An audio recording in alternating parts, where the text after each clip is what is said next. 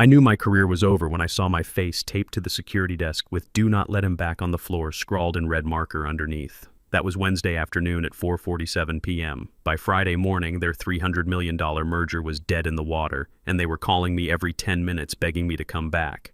But let me back up a little. My name's William Patterson. I'm 47 years old, and until that Wednesday, I'd been keeping CoreTech Industries running like a Swiss watch for 12 solid years. Not the glamorous kind of work that gets you featured in company newsletters or invited to executive golf outings. I was the compliance guy, the one who made sure our legal frameworks actually worked and our federal protocols passed inspection. You know, the boring stuff that nobody thinks about until it breaks at 2 a.m. and suddenly everyone's career is on fire. That morning started normal enough. I had 3 monitors glowing on my desk, 2 lukewarm cups of coffee going cold, and a stack of merger documentation that represented what everyone kept calling the deal of the century. The whole office was buzzing about our upcoming acquisition by Macrovia Group, $300 million that would either launch us into the big leagues or sink us like a concrete life preserver. Behind me, the usual startup circus was in full swing. Project managers strutting around like they'd invented productivity, developers arguing about coding languages like it was a religious war, and some intern playing the same Post Malone song on repeat until I seriously considered introducing his AirPods to my paper shredder. And there I sat in my corner spot, the guy nobody noticed until something went catastrophically wrong. See, here's what they never understood about me at CoreTech. I wasn't just some paper pusher marking time until retirement. I was a former Marine who'd learned that attention to detail keeps people breathing, and I'd spent 12 years applying that same precision to keep this company breathing. Every system I built, every protocol I designed, every legal framework I constructed, it all had contingency plans because I knew someday these hotshot executives would step on a landmine and try to pin the explosion on someone like me. The merger documentation was spread across my desk like a military operation map. My name sat right there on the federal paperwork. William R. Patterson, third-party signatory, neutral witness, federal compliance liaison. I was the only person in the entire company with that level of security clearance. The certification process alone took 6 months of background checks and psychological evaluations that made Marine Corps training look like a weekend camping trip. They'd handed me the keys to the kingdom, then promptly forgot I had them, which suited me just fine. There's real power in being invisible. You get to work quietly while the loud people exhaust themselves with meetings about meetings. The only folks who really grasped how critical my role was were the ones who understood just how fragile this whole house of cards actually was. Patricia Collins in our legal department, Andrew Foster over at Macrovia's compliance office, and my old supervisor before he retired to fish in Lake Erie like every other burned-out corporate veteran. Everyone else just saw me as Will from compliance. Quiet, middle-aged, probably counting days until his pension kicked in. Then Brian Hayes showed up as our new chief operating officer, and that's when the warning bells should have started ringing. This guy was 34 years old, all sharp suits and sharper teeth, throwing around phrases like disrupting legacy paradigms and optimizing human capital for maximum operational velocity. He had that Silicon Valley messiah complex, the kind of person who thinks innovation is a personality trait and uses business buzzwords like incantations that'll magically transform reality. I'll never forget his first company-wide meeting. He stood at the front of our main conference room like a motivational speaker at a pyramid scheme convention, talking for 47 minutes straight about modernization and digital transformation, basically calling everyone over 35 dead weight without having the spine to say it directly. The younger crowd clapped like he was Steve Jobs rising from the grave. I just sat there quietly fixing a data bridge integration that would have crashed our entire client portal system if I hadn't caught the error. But I should have seen what was coming. In my experience, when corporate wants to mess with your life, they always do it on a Wednesday with free pastries. The email landed in my inbox at 9:13 a.m. sharp. All hands mandatory meeting, 10 a.m. conference room alpha. Exciting organizational updates and strategic realignments. Attendance required. That's corporate translation for someone important is about to get terminated, and we want the whole company watching when it happens. Brian positioned himself at the front of the room like he was delivering a State of the Union address. He smiled way too much, gestured like he was conducting an invisible orchestra, and managed to work the word synergy into every other sentence. When he started discussing right-sizing our legacy operational overhead, I knew exactly whose head was heading for the chopping block. 3 hours later, Diana Rodriguez from HR knocked on my office door. This time she wasn't carrying paperwork for me to sign. She brought two colleagues, one clutching a clipboard like it contained state secrets, and another who looked like she'd rather be getting a root canal. "Will, could we have a private word?" They escorted me to a side conference room like I was carrying something contagious. No pleasantries, no offer of water, just a manila envelope sliding across the conference table like divorce papers. The termination letter was a masterpiece of corporate doublespeak. Evolving organizational priorities, strategic workforce optimization, role consolidation, initiatives. But stripped of all the fancy language, it came down to 4 simple words. You're fired, get out. I was still processing the bureaucratic nonsense when the clipboard lady announced, "You'll need to surrender your security badge and company laptop before 5 p.m. today." Her partner chimed in with, "Building security has been notified of your status change." Status change. Like I'd been downgraded from human being to potential security threat in the span of a morning meeting. I stood up, walked toward the door, and that's when I spotted it. Right there on the reception desk where they usually kept forgotten keys and half-dead office plants, someone had printed out a photo of my face, scrawled across it in red marker, "Do not let him back on the floor. Not former employee William Patterson. Not please escort Mr. Patterson out." Just my face with a warning label like I was radioactive waste that might contaminate their precious startup culture. That moment hit me like a freight train loaded with broken promises. I'd trained 3 different chief technology officers from scratch. I'd kept their biggest business deal alive through 2 SEC investigations and a federal compliance audit that should have buried most companies. I'd sacrificed weekends, holidays, family dinners, and important family milestones to babysit their server migrations and emergency legal reviews. And this was my reward. A photo on a desk with a threat warning. I didn't break down crying. That would have given them satisfaction they hadn't earned. Instead, I walked back to my cubicle with military bearing and started packing my personal belongings into a cardboard box someone had helpfully provided. A coffee mug that said, "World's Most Average Dad," a Father's Day gift from my kids, a stress ball shaped like a hand grenade that my old Marine buddy had given me as a joke, a half-used notebook filled with network diagrams and compliance checklists that represented 12 years of institutional knowledge they were throwing away. The whole office had suddenly developed acute interest in their computer screens. Nobody made eye contact. My assistant Sean managed to mouth, "I'm really sorry," from across the floor. I nodded back and kept packing. But before I left that building, I made 2 very deliberate decisions. First, I walked to the security desk and handed over my badge without creating any drama. No angry speeches about loyalty and dedication. No threats about how they'd regret this decision. Just quiet professionalism, even though they'd forfeited any right to expect it. Second, I sat in my car in the parking lot, pulled out my secure phone, and opened the encrypted application that contained my federal compliance credentials. I found the digital cryptographic key tied to my personal authorization certificate, the one that verified my identity for every single Macrovia integration handshake. And I deleted it. Not a password they could reset, not a file they could recover, a unique cryptographic signature that confirmed William R. Patterson was authorized to approve federal compliance protocols on behalf of Cortec Industries. Without that key, their verification system couldn't confirm who was signing what. Without that signature, the merger couldn't proceed to final closing. Without me, they were holding a $300 million live grenade with the pin already pulled. I didn't smile, didn't feel vindicated, didn't even experience satisfaction. I just drove home with steady hands and a clear conscience because they thought they were moving their company forward, but they'd actually just incinerated the only bridge they couldn't rebuild. My house felt strange when I walked through the front door. Too quiet. No Slack notifications buzzing every 30 seconds. No emergency phone calls about servers crashing in the middle of dinner. No "Hey Will," quick question emails that somehow always turned into 4 hours of unpaid overtime troubleshooting someone else's crisis.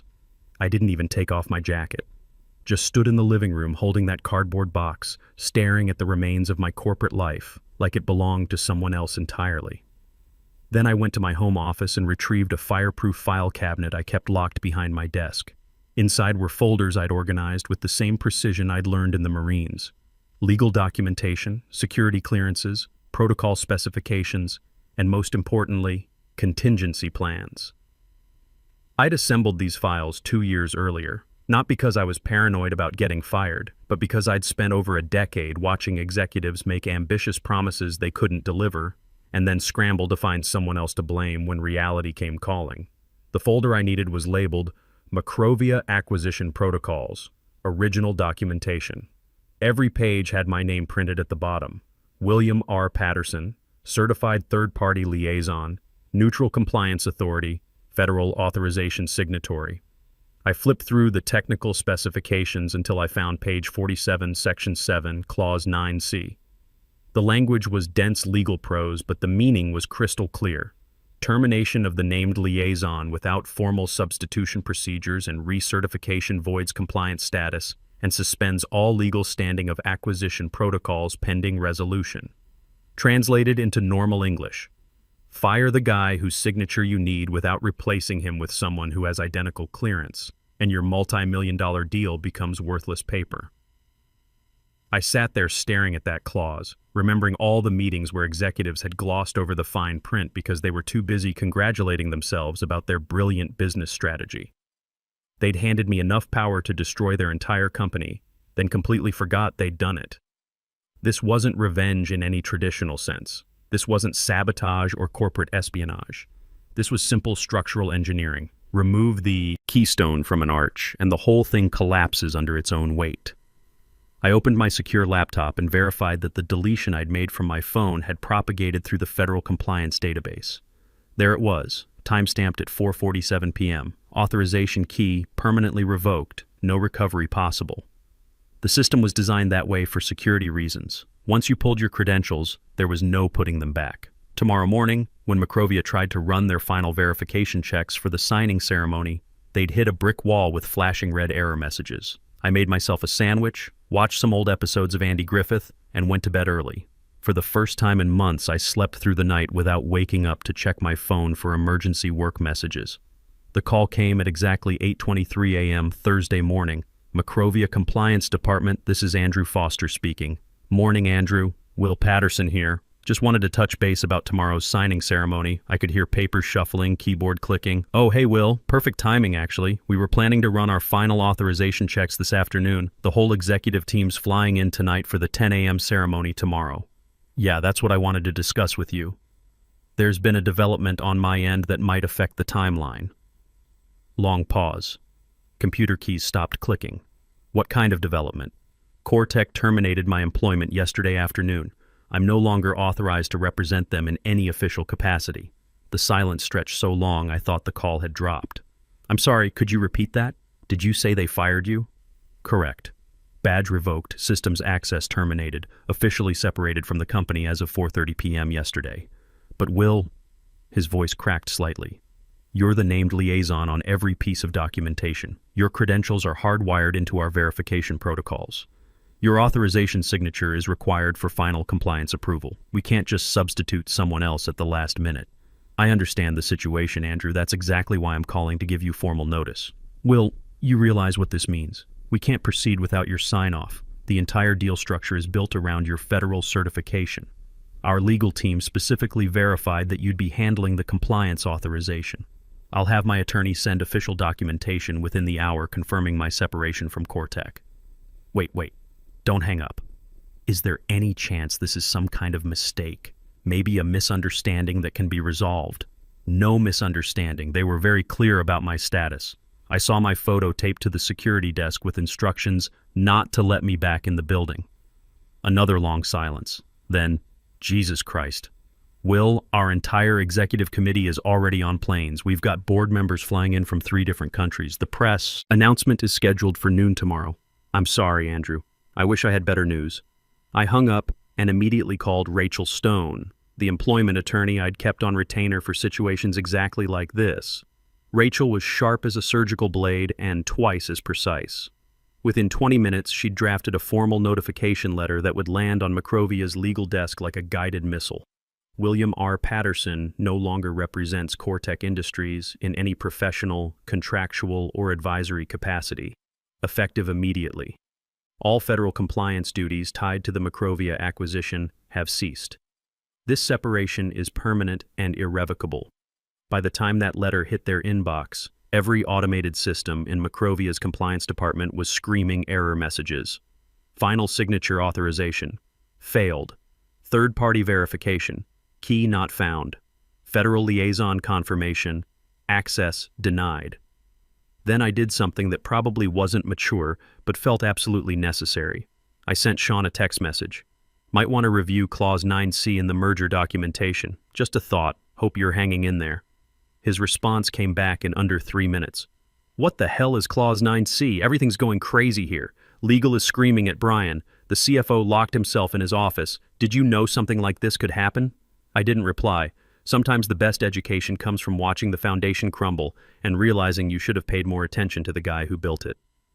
By noon Thursday, the tremors had reached Cortex executive floor. Macrovia's legal team had called an emergency conference with Brian Hayes and the general counsel. I heard through my remaining contacts that the meeting lasted 6 minutes. Macrovia's position was simple. No Will Patterson signature, no deal, period. Brian apparently tried to negotiate alternatives. Interim authorization, emergency substitution procedures. Temporary workarounds. Macrovia's response was the same every time. We don't accept provisional compliance under federal acquisition regulations. The rest of Thursday was spent in damage control meetings that accomplished exactly nothing. You can't negotiate with federal law, and you can't substitute for credentials that take months to obtain. Friday morning arrived like a funeral procession. The merger signing ceremony was supposed to be Cortex's moment of corporate glory. Executive teams in matching suits, photographers, champagne, the whole production. Instead, 10 a.m. came and went with empty conference rooms and canceled catering. Brian Hayes stood in the main meeting space at 10:15, still holding on to hope like a life preserver made of tissue paper. You know how these big corporations operate, he told the gathered staff. Lots of bureaucratic processes, slow decision-making. We'll resolve this internally and reschedule. But word about Clause 9C had already leaked to the company's Slack channels. Within 2 hours, everyone knew that the quiet guy from compliance had somehow become their biggest nightmare. The general counsel was demanding to know who had authorized my termination without reviewing merger requirements. HR was scrambling to find documentation proving they'd followed proper procedures. Legal was desperately trying to locate backup compliance pathways that didn't exist. My phone started ringing at 12:30 p.m. Unknown number, declined. Cortex mainline, declined. Brian's direct extension, declined. At 2:15, a voicemail from the chief financial officer. Will, look, I know this situation is less than ideal, but we've encountered a small procedural snag with today's signing. Could we possibly connect for a brief conversation? Nothing complicated, just some administrative details to clarify. Please call me back as soon as you get this. I played the message twice, then deleted it. They still thought this was a small procedural snag. They still didn't comprehend that they'd just detonated their own foundation, and were now standing in the crater wondering why the ground had disappeared. Over the weekend, I kept myself busy with productive tasks. Cleaned out my garage. Fixed the leaky faucet I'd been ignoring for 6 months. Registered Steadfast Consulting LLC online. Took about 15 minutes and cost me $150. Business license, federal tax ID, professional liability insurance. Just like that, William Patterson, the disposable employee, became William Patterson, the independent contractor. Monday morning brought the email that officially ended Cortex corporate dreams, to whom it may concern. Due to the unplanned termination of the authorized third-party liaison without proper replacement protocols, Macrovia Group is formally suspending all execution phases of the proposed acquisition. Federal compliance obligations under Regulation 4.7 and Clause 9C remain unmet pending resolution. Transaction status indefinitely postponed. We regret this development and wish all parties success in their future endeavors. 4 sentences that vaporized $300 million and sent Cortex stock price into free fall. The business news picked it up within hours. Ohio tech firm loses key personnel mid-merger, deal collapses.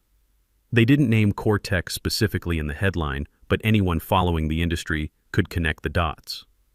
The article mentioned critical compliance failures and personnel management oversight in language that made it clear someone had screwed up badly.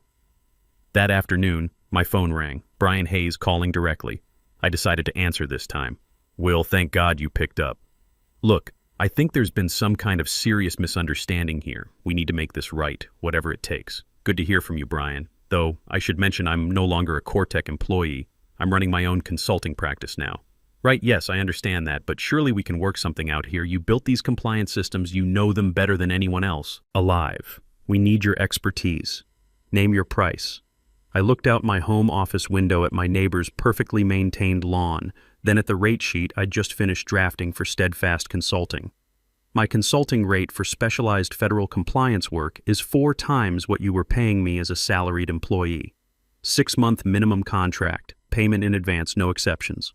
Long pause. 4 times? Well, that's a significant premium. That's market rate for emergency compliance consulting when you've terminated the only qualified specialist in the middle of a federal acquisition process. Supply and demand, Brian. Basic economics. We'll need to discuss this with the board of directors. Take all the time you need, but understand that every day you delay, Macrovia becomes more comfortable with walking away permanently. They've already moved on to evaluating other acquisition targets. Other targets? Will, you can't be serious. Completely serious. Andrew Foster mentioned they're looking at 2 companies in California with similar technological capabilities but better organizational stability. Their words, not mine. They took the contract, full payment in advance. 6 months guaranteed at 4 times my previous salary with option to extend. 3 months into the consulting arrangement, a package arrived at my house. Small wooden box with Macrovia's corporate logo laser engraved into the lid. Inside was a brass compass and a handwritten note. For the man who knew true north when everyone else was spinning in circles. Thank you for your professionalism throughout a difficult situation. AF, Macrovia Group. I placed it on my desk next to my Marine Corps Challenge coin and the framed photo of my kids from their college graduations, events I'd actually been able to attend since becoming my own boss. The best part wasn't the money, though the money was excellent. It was the respect. When Steadfast Consulting sent invoices, they got paid immediately. When I scheduled meetings, executives showed up on time and prepared. When I made recommendations, companies implemented them without argument. Turned out being essential was considerably more profitable than being employee of the month. 6 months later, Sean texted me with an update. Heard Brian got reassigned to special projects, basically managing the office coffee inventory. New CEO started Monday. She actually reads the legal documentation before making decisions. Imagine that. I smiled and typed back, not karma, just physics. Remove the foundation, building falls down. Speaking of foundations, he replied, they're asking if Steadfast Consulting would consider a long-term contract for all their compliance work. Apparently nobody else wants to touch their legal framework after what happened. Tell them I'll think about it. My rates have gone up since the last contract. How much? 5 times the original salary now. Premium pricing for premium expertise. The truth was, I wasn't angry anymore. Anger requires energy I'd rather spend on more profitable activities. I wasn't even particularly satisfied with their suffering. Corporate executives create their own misery through bad decisions. They don't need my help with that process. What I felt was something much better than satisfaction. I felt valuable. For 12 years, I'd been the invisible guy fixing problems nobody else understood, working nights and weekends to keep their systems functional, sacrificing personal time to meet their impossible deadlines. They'd treated my expertise like a commodity they could discard and replace whenever convenient. Now they understood the difference between essential and replaceable. My phone buzzed with another consulting inquiry. A tech company in Denver needed emergency compliance review for a federal contract. 3-week timeline, complexity rating through the roof. Previous consultant had quit halfway through the project. I leaned back in my chair, checked my calendar, and smiled. The schedule was completely booked for the next 4 months. Success had its own momentum. I opened my laptop and started drafting a response. Steadfast Consulting appreciates your interest. Our next availability is January. Rate is 6 times standard industry pricing for emergency federal compliance work. Payment in full before project initiation. Please confirm if these terms are acceptable. Sometimes the best revenge isn't revenge at all. It's simply becoming too expensive to ignore and too valuable to mistreat. They thought they could throw me away like outdated software, but they forgot one crucial detail. You can't delete the person who holds all the access codes. And me? I wasn't just expensive now, I was irreplaceable. Steadfast Consulting, LLC, compliance without compromise. Turned out professional competence had quite the profit margin attached to it. And that, my friends, was a lesson worth every penny they'd ever pay me.